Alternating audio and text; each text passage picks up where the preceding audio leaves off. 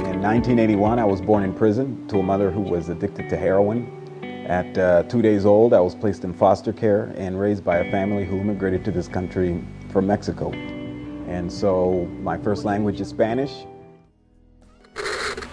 Well, my name is Sylvia, and I know Lamar because he's my brother. My name is Patricia Luna, and I'm Lamar's sister. I am Guillermo Hernandez.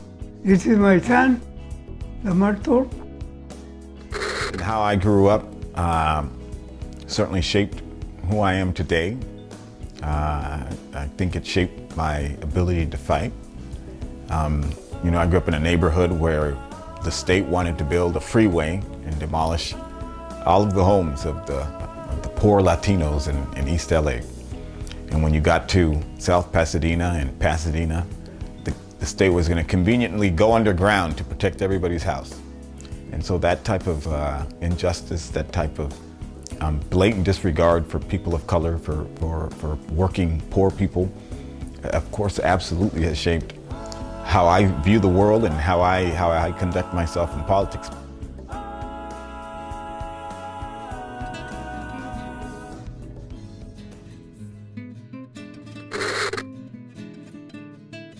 He was my neighbor since he was 2 days old. My mom and my dad, they wanted to have a large family, but my mom had some issues having babies, and so she resorted to the next best thing, and that's becoming a foster mom. And actually, Lamar was one of the first kids that we got in our house. We're born 4 months apart. My brother Lamar was already here when I was born. He was the first foster kid we got. Because when he get home, we were happy to have it because we need a boy in home. So Lamar came when he was 4 days old. He came from the hospital to our house. I know Lamar's mom since I moved down here in 1972.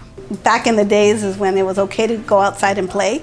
And so people were always outside playing, riding bikes or just, the kids running around on the grass. And then there was always this house that had a bunch of kids all the time, and that was Lamar's house. I know Martin because my aunt, he living with my aunt. I mean, that was the talk pretty much, es un negrito, and then they had to tell the story of how Lamar ended up in a Mexican home.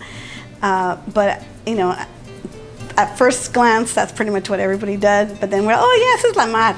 I go, pero mira, habla español, and he would speak Spanish, and so he grew up with all of us. So, for us, it was just Lamar. And the first time when I came, I saw him, and he's so cute.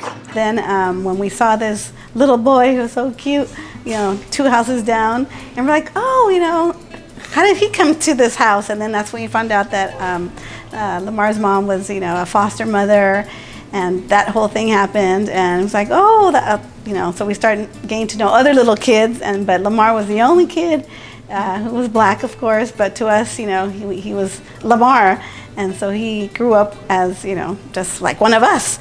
Growing up, we didn't call Lamar, we called him Martin, because my mom, she named him after the saint, and so we always knew him as Martin.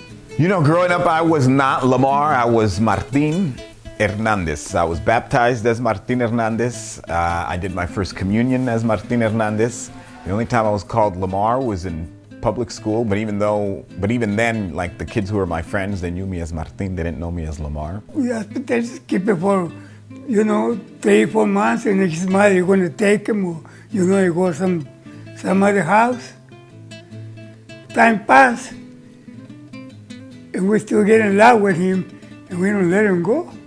We stay with him. We keep him. We didn't have lots of money.